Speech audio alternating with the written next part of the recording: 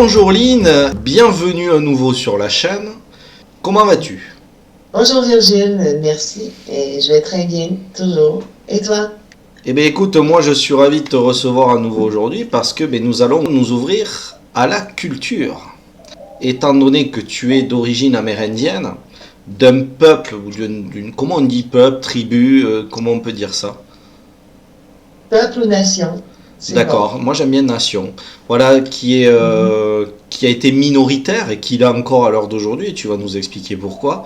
Et donc je me suis dit que ça pourrait être bien de faire cette vidéo pour nous partager, parce que je sais que dans la communauté, il y a beaucoup de gens qui sont passionnés par les nations amérindiennes. Et donc, écoute, je vais te laisser voilà, nous parler de cette nation, de son histoire, jusqu'à aujourd'hui. Bien sûr. J'ai commencé par Koipsitewen, qui veut dire bonjour tout le monde, dans la langue de ma nation. Alors, répète-le pour... Koipsitewen. Kwepsitewan. Oui, C'est... exact. Ouais, ok, ça marche. Dans la culture amérindienne, en fait, dans la langue de ma nation, Kwe remplace le salut, bonjour, bonsoir. C'est bon pour toutes ces expressions-là. Et le Kwe s'écrit K-E-Y, D'accord. tout simplement. Alors, moi, je suis membre de la Première Nation Wolastoqiyik Wazibekok. Et ça, c'est le nom que nous, on s'est octroyé et qui se traduit par le peuple de la Belle-Rivière.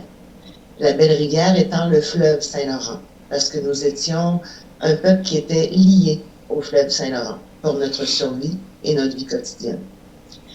Par contre, quand les colonisateurs sont arrivés, étant incapables de prononcer le nom de la nation, ils nous ont nommés les Malécites, tout simplement. Nom qu'on a utilisé à notre égard et que même nous, on a utilisé jusqu'à il y a 2 ans. Mais il y a 2 ans, on a décidé de revendiquer, de reprendre notre nom d'origine. D'accord. Que les gens soient capables ou non de le prononcer, ça nous importe peu. Mais c'est quand même notre nom d'origine et non pas le nom donné par les colonisateurs. Ma nation est la 11e, est la plus petite des 11 nations autochtones du Canada. À l'époque, je pense qu'on était aussi la plus petite nation. Les Wolastoqiyik étaient un peuple de pêcheurs nomades. Et quand on se sédentarisait pour la saison froide, on arrivait un petit peu avant la fin de l'été pour récolter ce qu'on avait semé au printemps, c'est-à-dire le maïs et les petits fruits, dont on faisait une pâte pour pouvoir passer les jours froids d'hiver. On était principalement un peuple de pêcheurs, mais on troquait le fruit de la pêche avec d'autres nations autochtones qui, eux, étaient chasseurs pour avoir une alimentation plus variée. Donc, on échangeait du poisson contre de la viande orignale ou de la viande de cerf. Et mon peuple était un peuple pacifiste, c'est-à-dire aucunement guerrier. Dans les années 1700, on était à Kakuna, qui est une région du Québec en bordure du fleuve Saint-Laurent, entre Rivière-du-Loup et Rimouski. Et on passait nos hivers là dans ce qu'on appelle les maisons longues, qui abritaient plusieurs familles. Et dans les années 1700, je crois que c'est vers les années 1775, les colonisateurs nous ont envoyé les frères jésuites, qui, eux, nous ont demandé si on pouvait leur laisser l'endroit. Et qu'en compensation, ils pourraient nous aider à nous installer sur l'île verte, qui était une île qui était au centre du fleuve Saint-Laurent et qui nous aiderait en nous donnant des marchandises pour passer l'hiver. Mon peuple étant très courtois et très ouvert aux étrangers, ne s'est pas opposé, ont accepté avec plaisir de leur laisser nos terres pour aller s'installer sur l'île verte. Et les frères jésuites ont consenti, pas consenti, mais ils ont tenu parole en donnant des vivres et des marchandises à mon peuple pour les aider à passer l'hiver, dont entre autres de la nourriture et des couvertures. Au début de l'hiver, quand mon peuple a transféré, a déménagé sur l'île verte, il y avait plus de 8000 membres dans ma nation. Au printemps, donc à la fin de l'hiver, les survivants qui ont quitté l'île étaient moins de 1000. Il restait environ 800 membres. Et on a découvert par la suite que les couvertures qui avaient été fournies par les frères jésuites étaient contaminées par le choléra. Et tout ça était très voulu dans le but d'éradiquer ma nation. Mais on a survécu. La preuve, on est encore présent aujourd'hui. Malheureusement, on est toujours moins de 1000 membres. Donc, on reste la plus petite des 11 nations autochtones. Notre côté pacifiste et notre côté tout le monde est gentil a failli coûter la vie à l'existence de ma nation, contrairement à d'autres nations qui étaient peut-être plus guerrières. Et on n'a jamais pu reprendre notre vie. Mon peuple n'a jamais pu reprendre son mode de vie nomade comme avant, en longeant les rives du fleuve des États-Unis jusqu'à la pointe Lévis, parce que les colonisateurs avaient revendiqué les terres le long du fleuve pour en faire des terres cultivables. Donc, mon peuple s'est retrouvé confiné à Kakuna, un tout petit lopin de terre où on a pu construire aujourd'hui en 2023, on a notre centre administratif de la nation qui est là. Et le terrain est à peine plus grand que ça. On n'a rien de plus. On ne peut pas construire un village où les gens de ma nation pourraient se regrouper et vivre ensemble. On n'a pas cette opportunité-là, contrairement aux Hurons-Wendat, qui ont un territoire beaucoup plus grand. Alors, c'est l'histoire de ma nation.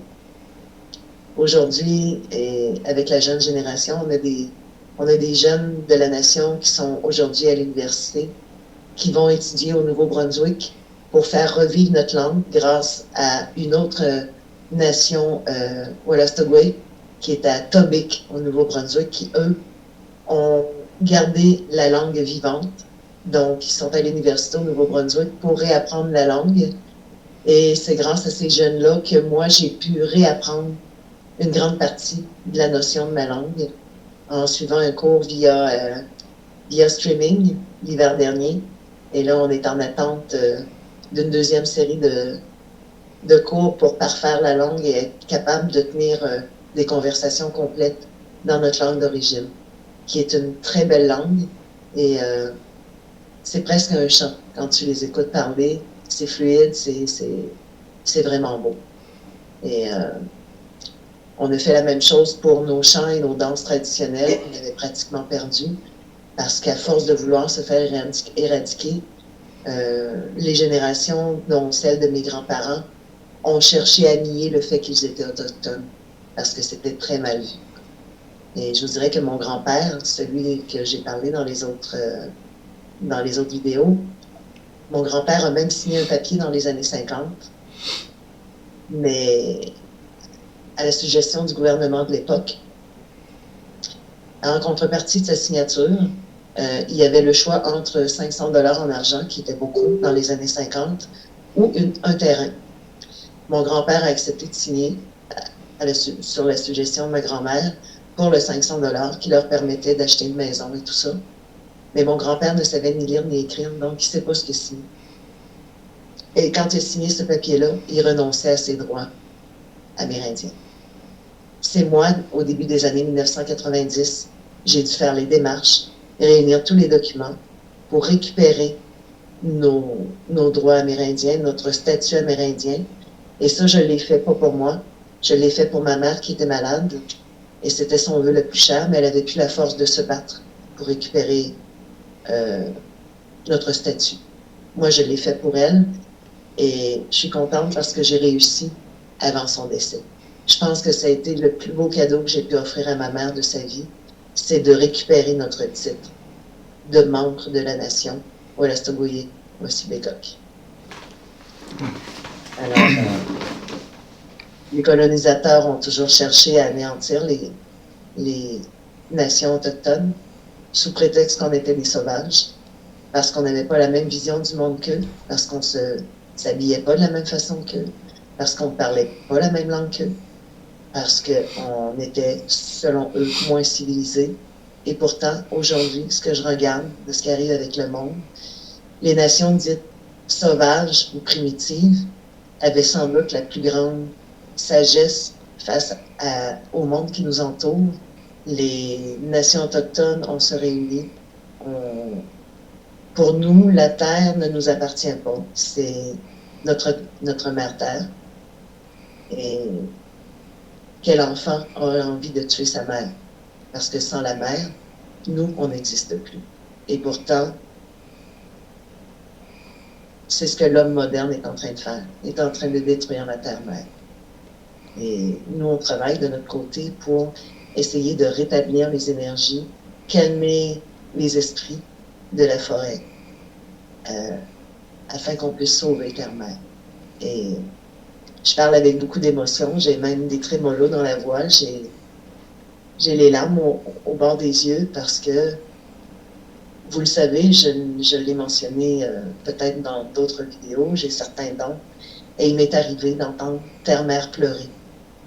Et sur le moment, j'ai cherché parce que je pensais qu'une femme était en détresse. Et j'ai cherché pendant longtemps parce que je pensais qu'il y avait une femme en danger, je voulais l'aider. Jusqu'à ce que je m'agenouille par terre, découragée parce que j'arrivais pas à trouver la dame qui était en détresse.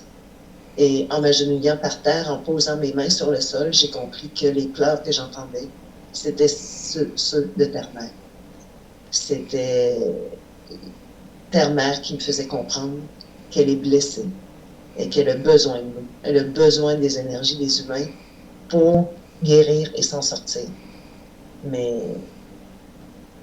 dans la société qu'on vit aujourd'hui, qui est très matérielle, où l'avoir est plus important que l'être, j'ai pas beaucoup d'espoir que les gens s'unissent pour aider Terre-Mère à guérir. Mais moi, de mon côté, comme ma nation, comme d'autres nations, on continue de garder espoir et de travailler au niveau énergétique pour essayer de, au moins, penser les blessures de Terre-Mère.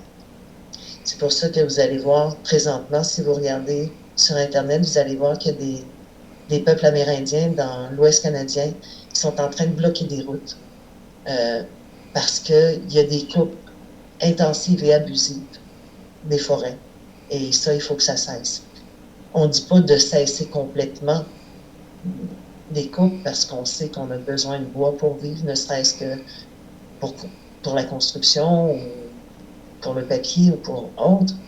Mais c'est quand c'est devenu abusif, que c'est seulement pour le profit, c'est là que ça devient plus normal. Il faut arrêter. Donc, les nations autochtones sont en train de se regrouper petit à petit pour essayer de faire comprendre aux gens qu'il faut s'unir pour apprendre à respecter tout ce qui vit. Oui, quand on dit tout ce qui vit, c'est vraiment tout ce qui vit. On sent que vous cherchez à agir et à vous faire entendre. Oui, et c'est pas évident. C'est pas évident parce que de tout temps, on n'a jamais été entendu, on n'a jamais été écouté. J'ai l'impression que même encore au siècle dernier, c'était le cas aussi, parce que ton grand-père, finalement, c'est 2 générations après toi, et on était en train d'y faire signer des papiers pour qu'il renonce à ses droits d'Amérindien. Pour moi, c'est hier, tu vois. Donc je me dis, finalement, il n'y a pas eu de réelle évolution, quoi. Non. Et puis tout ce qui se passe aujourd'hui, c'est vous qui vous le réappropriez. Tu vois ce que je veux dire? C'est vous en tant que nation qui avez décidé d'agir, de faire les actions nécessaires pour vous réapproprier le langage, tout ça. Mais je veux dire, autour de vous, personne ne l'aurait fait à votre place, sinon.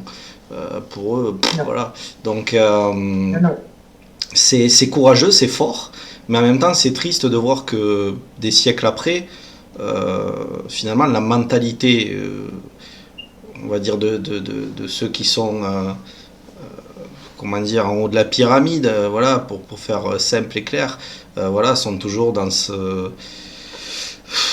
On clone les gens, quoi. J'ai l'impression qu'il faut qu'on apprenne tous les mêmes choses, qu'on soit tous formatés de telle et telle façon. Voilà, et je trouve ça triste parce qu'au final, je pense au film Avatar, parce que là, de la façon dont tu racontes le récit de ta nation Et ce qui s'est passé et ce qui se passe encore à l'heure d'aujourd'hui, ça me fait penser à ça. C'est que finalement, vous aviez une connexion avec la nature, avec le tout qui était bien là, qui était bien réel. Vous ne prenez pas à la nature ce dont vous n'avez pas besoin, vous prenez juste ce qui est nécessaire. Vous suivez la vie au fil des saisons, voilà, vous vous déplacez. Enfin, il y a une harmonie, voilà, une harmonie, une vie simple. Et un respect mutuel aussi. Ouais, et puis c'est aussi du bonheur, peut-être un bonheur simple et voilà, qui ne pollue pas en plus. Et là, j'ai l'impression que... Un respect mutuel aussi entre... Puis ça, c'est vrai pour toutes les nations autochtones. Un respect entre l'humain et ce que tu prends de la nature, que ce soit une plante, que ce soit un animal que tu tues, un poisson que tu pêches. Chaque autochtone qui prend quelque chose dans la nature fait un don de tabac en échange de la vie qui est sacrifiée pour que toi, tu survives. Donc, on prend que ce qu'on a de besoin, jamais plus, et on remercie à chaque fois le sacrifice offert pour que nous, on puisse vivre. Puis tu parlais du film Avatar. Quand j'ai vu Avatar, j'ai pleuré, et c'est devenu mon film préféré. Et j'ai dit à mon conjoint, j'ai dit, mais il a copié les valeurs des peuples, des nations autochtones pour faire son film. Il y a un message, hein. Moi je pense que la morale de l'histoire est claire, hein. Elle est affichée. Ouais. Ceux qui viennent du ciel nous ont envoyé un message. Ils disent qu'ils peuvent prendre tout ce qu'ils convoitent et que personne ne peut les en empêcher. Eh bien nous leur renverrons un message. Chevauchez aussi vite que le vent sait vous porter. Vous direz aux autres clans de nous rejoindre. Volez maintenant, avec moi. Mes frères, mes sœurs, et nous montrerons à ceux qui viennent du ciel qu'ils ne peuvent pas prendre tout ce qu'ils convoitent et que ce monde est notre terre à nous. Malheureusement, tu vois, aujourd'hui, on est en 2023 et des remarques comme, bon, c'est pas affiché dans mon visage que je suis amérindienne, faut que je le dise. Mais quand je le dis, c'est « Oh, c'est bien, vous autres, les Amérindiens, vous ne payez pas d'impôts, vous ne payez pas le tabac, vous ne payez pas... » Hey, oh! C'est des mythes, ça. Je paie mon impôt comme tout le monde. Le seul moyen qu'un Autochtone, un Amérindien, peut ne pas payer ses impôts, c'est qu'il faut qu'il vive et qu'il travaille sur une réserve, ce qui est une très, très petite minorité. Premièrement, des réserves amérindiennes habitées, il y en a très, très peu. Et on s'entend que c'est pas énorme comme territoire, une réserve. Donc, il y a peut-être 4, 5, 6 emplois maximum sur la réserve. Donc, c'est 4, 5 ou 6 personnes qui n'ont pas besoin de payer d'impôts sur tout le reste qui paient leurs impôts et leurs taxes comme tout le monde. Donc, il y a encore beaucoup de mythes. Oui, et puis même de se permettre ce genre de remarques, je trouve ça complètement irrespectueux. Complètement naze, franchement. C'est même, j'ai du mal à le comprendre. Il y en a beaucoup aussi qui savent pas non plus à connaître notre culture. Tu sais que dans les nations autochtones, le feu est sacré. Partout où tu vas te présenter, il va y avoir un feu qui est allumé. Et pour les Amérindiens, le feu est sacré. Bon, on va tenir durant la saison estivale commence, il va y avoir les powwows de différentes nations un peu partout. Puis les portes sont ouvertes à tout le monde. On est content de recevoir les gens. Mais souvent, on va voir ce qui va arriver, c'est on va voir quelqu'un qui n'est pas autochtone passer à côté du feu et jeter des ordures dans le feu. Ça, c'est la pire insulte que tu peux faire aux aînés de la nation. Parce que là, tu viens de profaner quelque chose qui est sacré. On ne jette pas d'ordures dans le feu qu'un autochtone a allumé parce que pour lui, le feu est sacré. C'est un élément vivant et qui doit être respecté comme tout être vivant. Et je vois souvent des aînés devenir dépités parce que souvent ce sont les gardiens du feu parce que ils n'ont plus la forme pour participer aux danses, donc ils vont souvent être assis près du feu pour s'assurer que le feu ne s'éteigne pas. J'ai vu une aînée, entre autres, se mettre à pleurer parce qu'un blanc a passé à côté du feu et a jeté son top de cigarette dans le feu. Mais une fois qu'il est jeté, même si tu lui dis qu'il ne fallait pas le faire, tu ne peux pas aller le rechercher, là, le feu est déjà souillé. Puis Il n'y a personne qui va aller se brûler les mains pour ramasser un top de cigarettes, là, on s'entend. Mais il reste que j'ai vu l'aînée, qui était une dame de 86 ans, j'ai vu les larmes rouler sur ses joues. Parce que le blanc n'a pas compris que le feu était sacré pour nous. Mais ça, c'est des détails que si les gens prenaient la peine de se renseigner sur nos cultures, sur nos coutumes, même quand les gens viennent au Power, t'en as des gens qui racontent, des Autochtones qui racontent quels sont nos us et nos coutumes. Mais à ces kiosques-là, il y a très peu de gens qui vont venir les écouter. Là où on va trouver les gens qui ne sont pas autochtones, ça va être les kiosques où il y a des choses à vendre.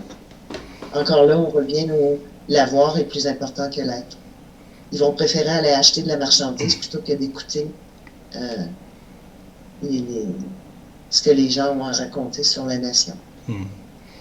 Alors rassure-toi, Lynn, parce que je suis sûr que toute la communauté serait prête à voler jusqu'à non loin de chez toi pour t'écouter, pour en apprendre plus sur ta nation et avec d'autres personnes qui t'entourent et qui consolident cette action bien menée pour vous faire entendre, pour que cette nature soit respectée en bonne et due forme.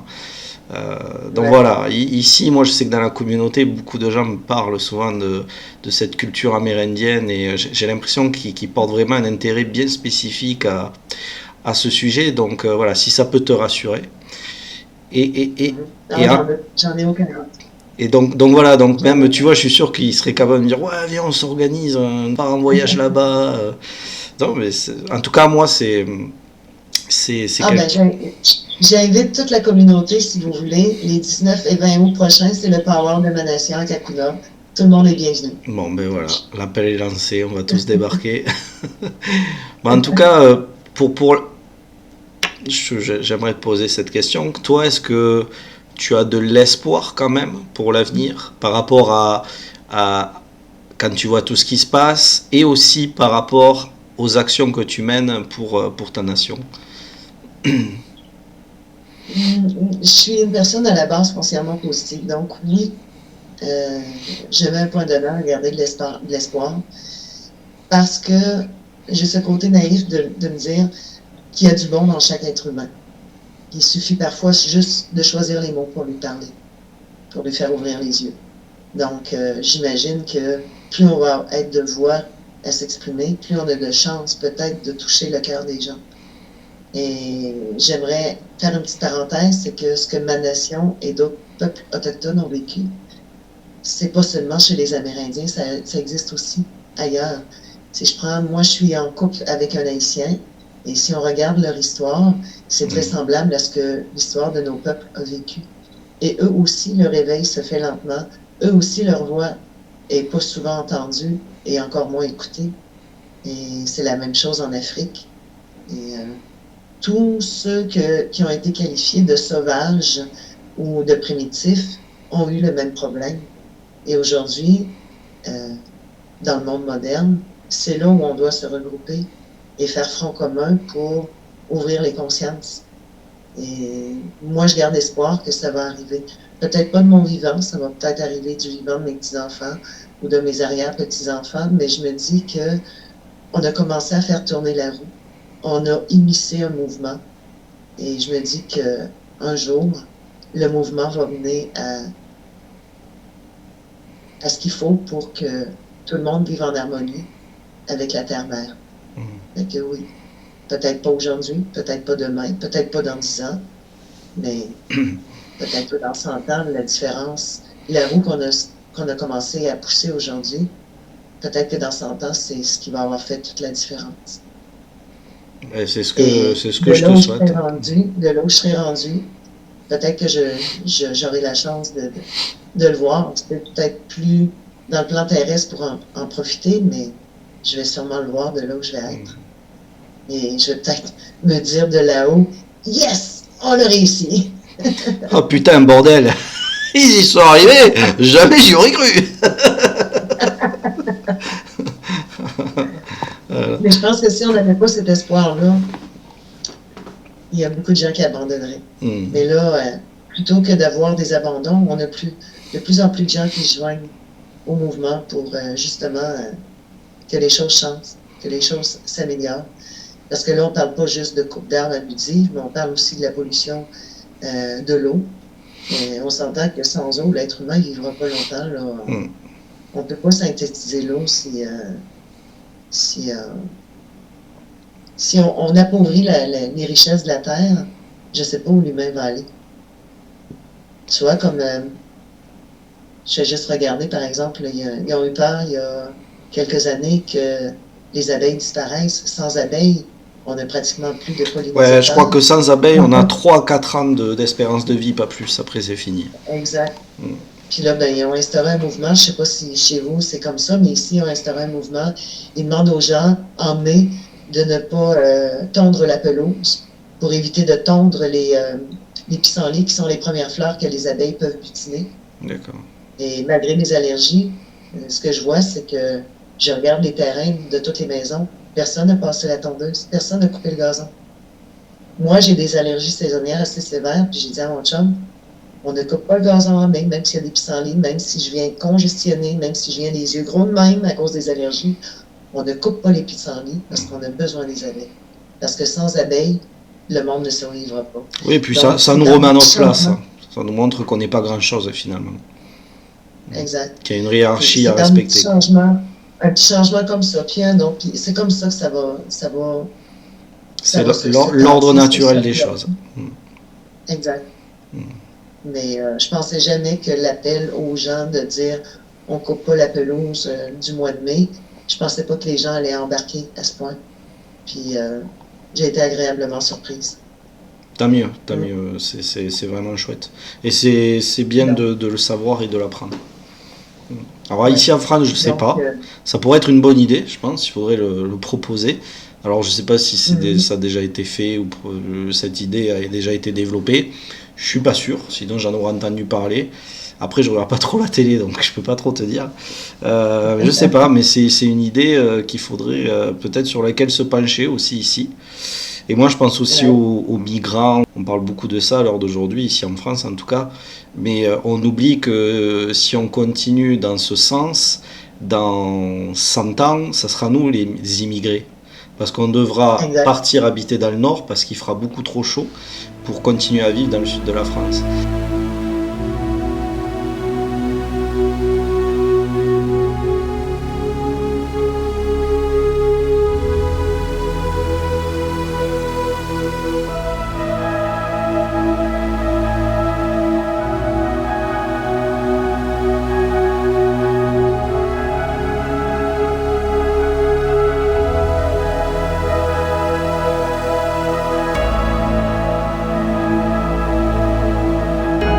D'un moment, nous aussi, il faudra qu'on pense à s'exiler et partir habiter dans les pays nordiques, en tout cas plus dans le nord.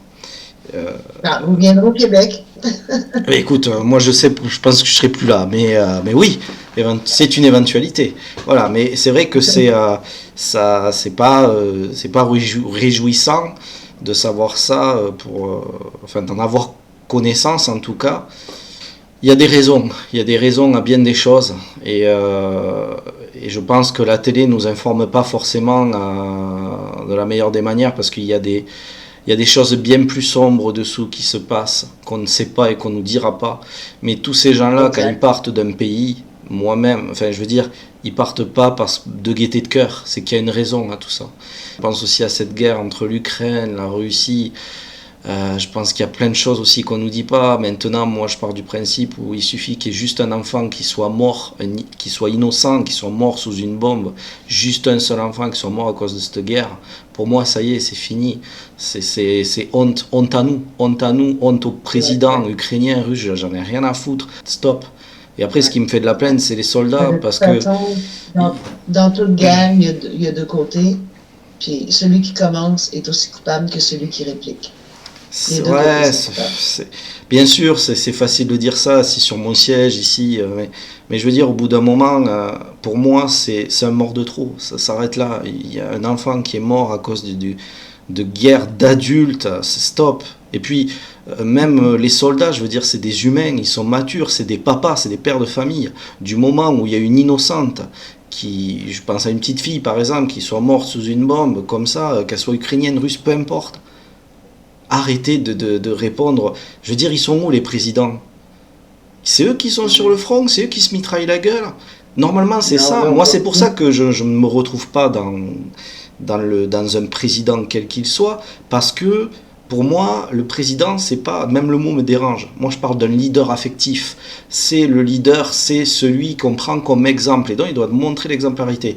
Il y a une guerre, je suis sur le front, c'est moi le premier à mourir. C'est moi qui montre l'exemple. Je suis celui qui fait front et qui protège le peuple. Là, les autres, ils sont où? Ils sont barricadés chez eux avec leurs costards et ils donnent des ordres. Et les plus cons, finalement, c'est ceux qui y répondent. J'ai envie de leur dire, arrêtez, vous êtes aussi des êtres humains, vous êtes comme nous tous. Au bout d'un moment, il faut réfléchir en tant qu'humain et non en tant que pion d'un gouvernement qui est, je suis sûr que la plupart de toute façon sont corrompus, il y a toujours eu des histoires partout. Voilà, n'est-il pas temps de faire la paix un peu avec notre conscience humaine, avec nous-mêmes, pour qu'on puisse avancer sereinement vers un avenir plus radieux pour toutes ces générations? C'est la question que je me pose. Voilà. C'est pour ça que c'est bizarre, parce que moi je suis quelqu'un de très heureux dans ma vie, je suis très épanoui, je vis de mes passions, c'est un luxe énorme à mon jeune âge, je le sais, mais malgré ça, je ne me sens pas totalement, heureux, parce que je ne peux pas m'empêcher de penser aux souffrances des autres aussi autour de moi. Et donc ça m'empêche aussi de savourer la vie comme je le devrais. C'est plus fort que moi, c'est comme ça. Et du coup, des fois je me sens pas à ma place. Je me sens déconnecté du monde parce que je ne comprends pas mes semblables. Je trouve que la vie pourrait être beaucoup plus simple. Et quand je vois tout ce qui se passe, je me dis, mais ça sert à quoi d'être surdiplômé, de faire des super grandes écoles pour gouverner un pays et faire autant de conneries et dire autant de merde. Enfin, tu vois, je me dis, c'est ça. Et puis de toute façon, on le voit dans l'histoire, c'est souvent les gens qui ont passé différemment, qu'on croyait que c'était des fous, qui finalement ont changé l'histoire de l'humanité. Donc, exact. Ouais. Moi, je garde espoir. Oui, changement à la fois, tu vois, ça va sûrement prendre beaucoup de temps. Assez de temps que je serai plus là, tu seras plus là, mais je pense qu'on a parti un mouvement qui va juste s'amplifier tranquillement et qui va s'accélérer dans le bon sens. Parce que sinon, je pense que l'humanité s'en va directement dans le mur. Ouais, c'est pas évident. Enfin, moi, je comprends les gens qui sont pessimistes, tu vois, je peux pas leur en vouloir, parce que c'est vrai que c'est pas facile d'être optimiste avec les temps qui courent. Moi, je suis un grand optimiste aussi. Je crois profondément en l'homme bon. Je pense que voilà, au fond de nous, on le voit, l'homme a réalisé des choses exceptionnelles durant son histoire, des choses affreuses aussi. Ouais. Mais ce que je veux dire, c'est que voilà, il y a toujours eu le bien, le mal, ça a toujours été une confrontation. Maintenant, j'espère qu'au bout d'un moment, qu'on puisse cohabiter aussi avec le mal et comprendre qu'on n'est pas obligé de tous bien s'entendre, mais au moins se respecter et essayer de prendre une voie positive pour le bien de cette planète et pour l'avenir des générations suivantes. Voilà, tout simplement. Oui. Puis l'être humain étant ce qu'il est, il a souvent le défaut de dire « Qu'est-ce que je peux faire? Je suis personne. » Il faut enlever ce genre de pensée-là, parce que chaque petit geste peut faire toute la différence. Donc, c'est pas parce que je fais pas des actions d'éclat que tout le monde va reconnaître, que tout le monde va entendre parler, que le geste que je pose n'aura pas son importance. Donc, c'est d'unir tous ces petits gestes-là qui peuvent paraître anodins, qui vont faire la différence. Donc, ne pas se freiner soi-même en disant « Je peux rien faire à mon niveau, je suis rien, je suis personne. » Parce que moi-même, je l'ai fait, cette erreur-là, de dire « Qu'est-ce que tu veux que je fasse? Personne me connaît, personne va m'écouter. » Mais c'est faux. Même si on t'écoute pas au début, fais quand même ton geste. Parce qu'à un moment donné, quelqu'un va dire « Hein? Cette personne-là a dit quelque chose. Attends un peu, je vais prendre le temps d'écouter. » Puis le fait de prendre le temps d'écouter, c'est déjà un avancement. Puis la personne qui va t'écouter va peut-être dire, ben, c'est pas bête. Moi aussi, je vais le faire. Elle est pas si C'est con. comme ça que... Et voilà.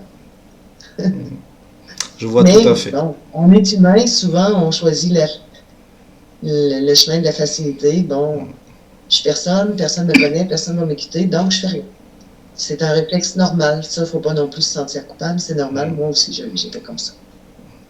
Jusqu'à temps que je me tanne, puis je me dise, ben là, il faut que ça change, puis qu'est-ce que je peux faire à mon niveau? Et puis c'est bien parce qu'on le voit avec, ben, le fait que vous avez décidé d'agir, donc toi particulièrement. Maintenant, vous êtes nombreux, donc vous avez un champ d'action plus grand. Et je pense que ça, c'est pareil pour nous. Je vois qu'en France, ben, quand on n'est pas d'accord, on a quand même je trouve ça bien, qu'on fait preuve d'unité, on sort dans la rue et on n'est pas d'accord, on dit non. Je trouve que ça se fait pas partout et je trouve ça bien. Et d'ailleurs, on n'arrête pas de dire qu'on est... et je trouve ça très triste aussi en France, c'est qu'on tape souvent sur ce côté un peu raciste où il y a trop enfin, je sais pas, j'ai l'impression qu'on veut nous faire prendre une direction pour nous faire passer pour ce qu'on n'est pas en fait. Parce que je suis désolé, dans la rue, moi je vois des gens qui sont c'est tous des Français, oui, il y en a qui sont avec des origines différentes, mais bon, c'est des Français. Et quelle que soit leur couleur de peau, ben, ils sont dans la rue et on partage tous une cause commune. Et je trouve ça bien. Et à côté, on nous dit, ouais, mais regardez, on nous affiche bien que les conneries sont faites par des gens avec un peu basané, machin. Je trouve que ça va pas. On nous pousse à être plus dur envers nous-mêmes et envers notre prochain, ce qui est pas bon. Mais bon, comme il y a une situation très simple que tout le monde connaît, c'est diviser pour mieux régner. Et ça l'a toujours été et ça le restera. Mais il faut que les gens apprennent à comprendre le sens de cette phrase. Pour mieux comprendre quand ils regardent la télé, tout ça, ce qui est en train de se passer. Parce que c'est tout à fait ça. Voilà. Ouais. Exactement. Et il ne faut pas se le cacher, dans les médias, télévision, radio, journaux, il y a beaucoup de désinformation. Parce que les journalistes sont maintenant muselés par les gouvernements. Donc, les informations qui nous sont transmises sont souvent biaisées. Puis, c'est pas parce que c'est des mauvais journalistes, c'est juste qu'ils ont... C'est la fameuse liberté d'expression. Oui, il y a des limites à pas franchir, quoi. Exact, oui. Parce que souvent, ils sont subventionnés par l'État, puis s'ils contredisent l'État, ben, ils perdent leur subvention. Donc, ils plient les chines, puis ils vont dire ce que les dirigeants veulent qu'ils disent, puis ça finit là. Mais ce qui fait que nous, en bout de ligne, si on se fie qu'à ça, on a une partie de l'information, mais on n'a pas toute l'information. Malheureusement. Ouais, je vois ce que tu veux dire. Je vois ce que tu veux dire. Après, voilà, moi je trouve que ce que tu nous racontes là, quand même, pour en revenir à l'action que tu mènes, je trouve que oui, effectivement, ça donne de l'espoir parce qu'on voit qu'il y a eu des réactions. Des réactions qui sont quand même assez majeures à l'heure d'aujourd'hui. Après, c'est vous qui vous êtes bougé le cul. C'est ça aussi qui est beau. C'est encore une fois, c'est vous qui devez faire les choses. C'est pas les autres qui le font à votre place. Alors que normalement, ils vous en doivent une. Hein. Parce que c'est pas cool ce qu'ils vous ont fait dans le passé et encore moins très récemment. Parce que pour moi, la génération de ton grand-père, c'était hier. Donc, malheureusement, la reconnaissance des faits est encore difficile. C'est ça. Je ne sais pas si vous avez entendu parler, depuis l'année dernière, il y a beaucoup de tombes d'enfants autochtones qui ont été découvertes un peu partout au Canada. Ouais. Parce qu'à l'époque du gouvernement qui a fait signer le fameux papier à mon grand-père, ils enlevaient les enfants autochtones aux familles pour les placer dans des orphelinats. Pourtant, les enfants n'étaient pas orphelins. Pourquoi? Je vais utiliser un terme anglais, pour les brainwashing. Leur faire oublier le fait qu'ils étaient amérindiens, leur faire oublier leurs coutumes. Une sorte de lobotomisation en mode c'est ça. Influencé. Ma mère et ses deux frères, donc ma mère et mes deux oncles, ont été dans ces orphelinats-là. Ma mère a été battue à coups de bâton par des religieuses. Puis est laissée dans un état... bon, moi je dirais comateux parce qu'elle a été 3 jours inconsciente. Mais il y a combien d'autres enfants qui ont subi des sévices jusqu'à la mort? Puis les enfants ont été carrément cachés, là. Je pense qu'il y a même certaines familles qui n'ont jamais su que leur enfant était décédé. Quelle horreur. Puis là, les tombes se découvrent, puis c'est les communautés religieuses qui sont responsables de ce qui s'est passé, mais le gouvernement de l'époque est aussi coupable parce qu'il était au courant et ils n'ont rien fait. Et tu vois, l'année passée, moi j'ai participé à une manifestation des Gilets oranges qu'ils appellent. Ils veulent même pas reconnaître leur culpabilité. Tu sais qu'est-ce qu'on s'est fait dire? Il faudrait oublier, ça c'est le passé. Nous, aujourd'hui, c'est pas nous qui avons fait ça.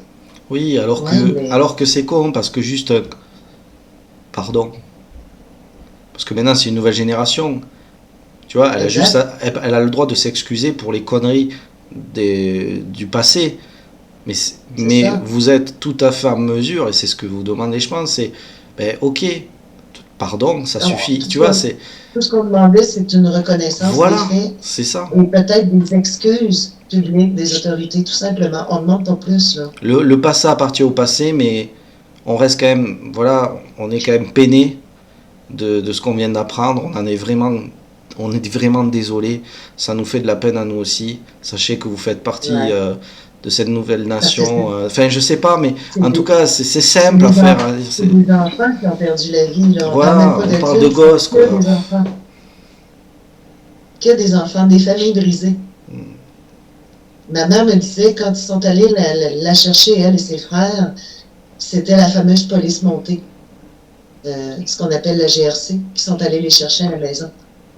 Les enfants crient, les enfants pleurent, les parents pleurent. Ils veulent pas lâcher les mains. Les policiers les tirent de force et les mettent dans des voitures et les amènent dans les orphelinats. Ma mère, à l'époque, elle avait 5 ans ou 6 ans. Elle avait de très longs cheveux noirs, jusqu'aux fesses, très épais, des magnifiques cheveux.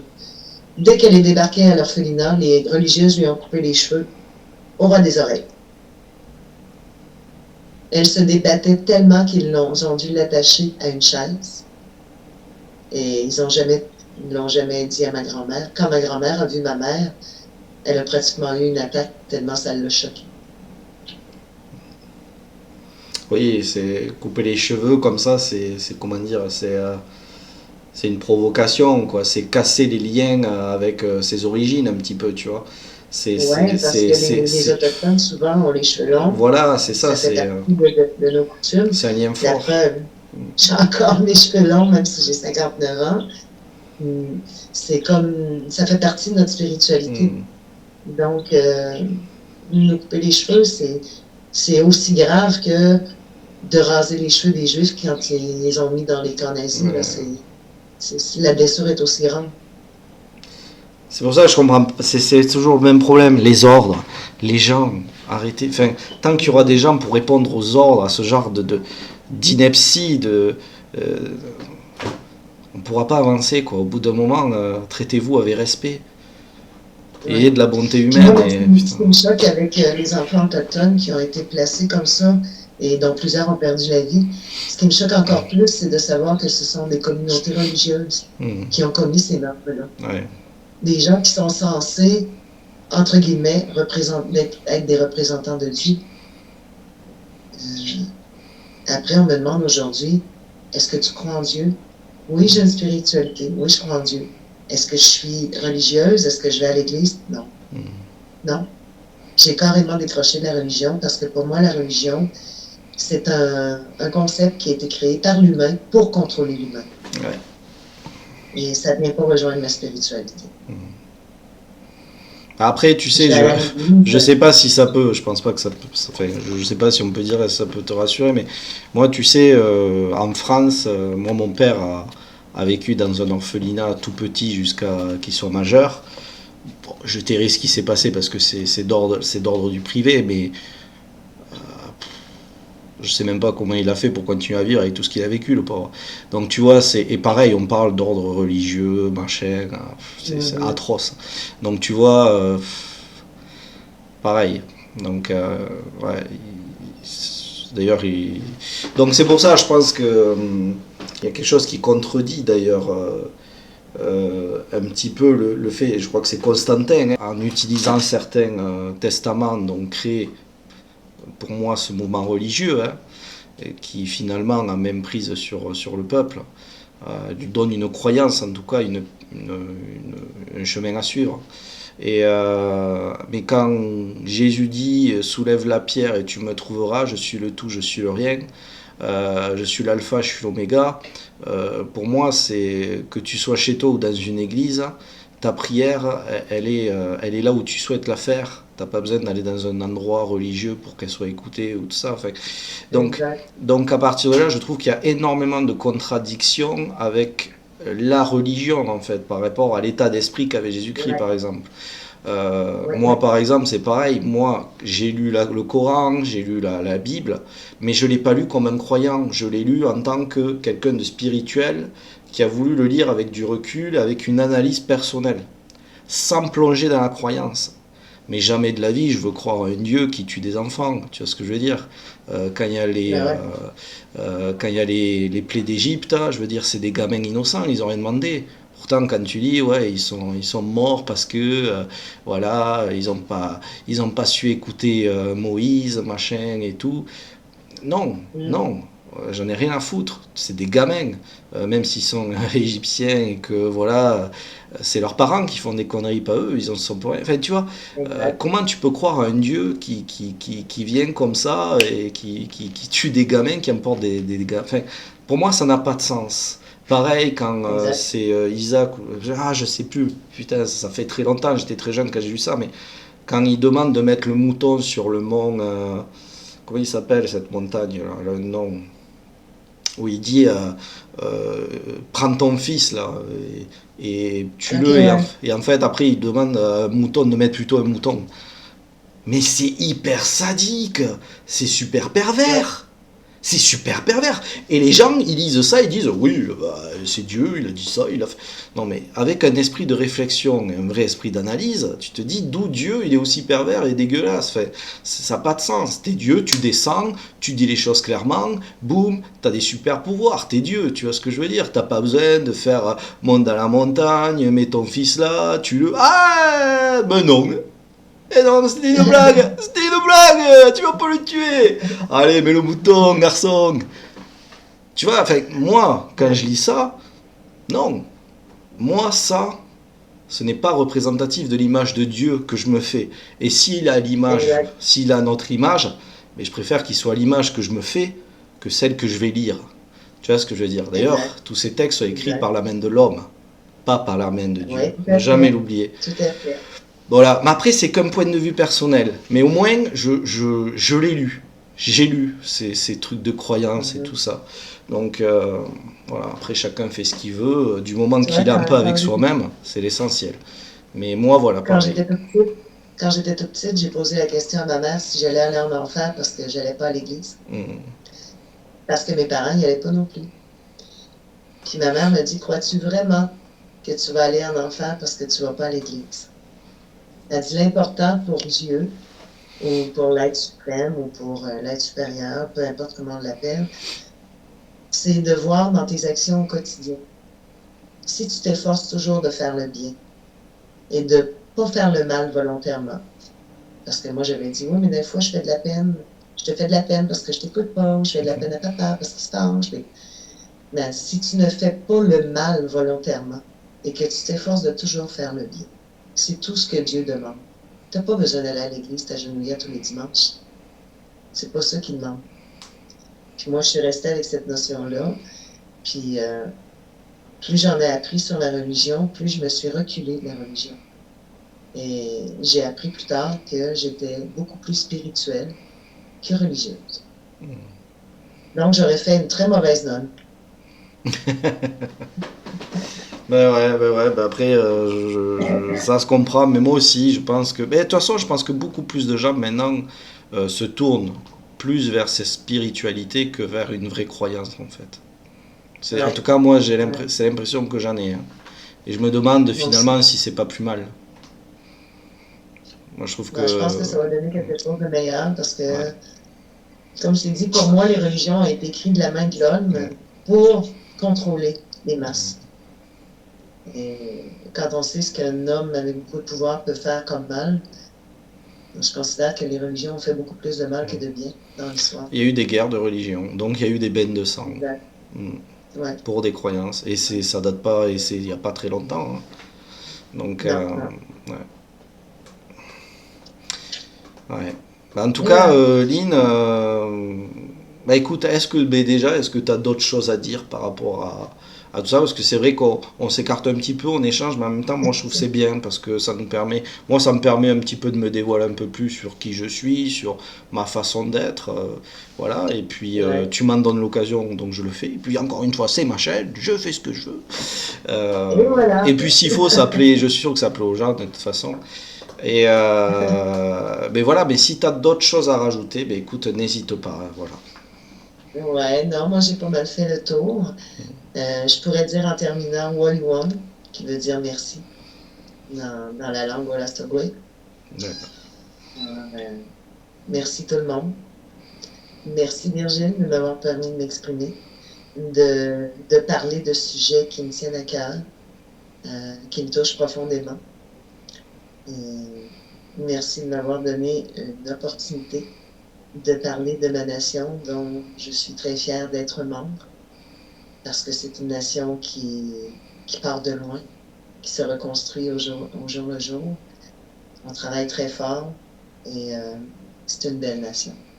Ben, j'en suis sûr, Merci. et tu as une belle représentante, et je te souhaite ben, le meilleur pour toutes ces actions que tu mènes là-bas. Et puis n'hésite pas à partager si je sais qu'au mois d'août, voilà, tu fais quelque chose qui va se passer, ben voilà, fais des vidéos, enfin voilà, n'hésite pas, moi je partagerai, et puis qui sait, Parfait. pourquoi pas envisager dans l'avenir un petit séjour là-bas au Canada pour en apprendre plus auprès de Bien voilà sûr. d'autres personnes qui font partie de cette nation voilà pour essayer de mettre encore plus en lumière tout ce travail, ce cheminement qui est fait envers voilà, pour nous faire ouvrir les yeux sur cet amour que vous avez pour la nature et tout ce qui vous entoure. Tout à fait. Ça va nous faire plaisir de vous accueillir. Eh bien écoute, vous avez entendu? Ça y est, ils vont tous prendre un billet d'avion pour venir te rejoindre. Mais écoute, merci Lina, et puis de toute façon, nous on reste en contact, donc on se revoit très vite. Bien sûr. Merci Virgile. Salut! Au revoir tout le monde.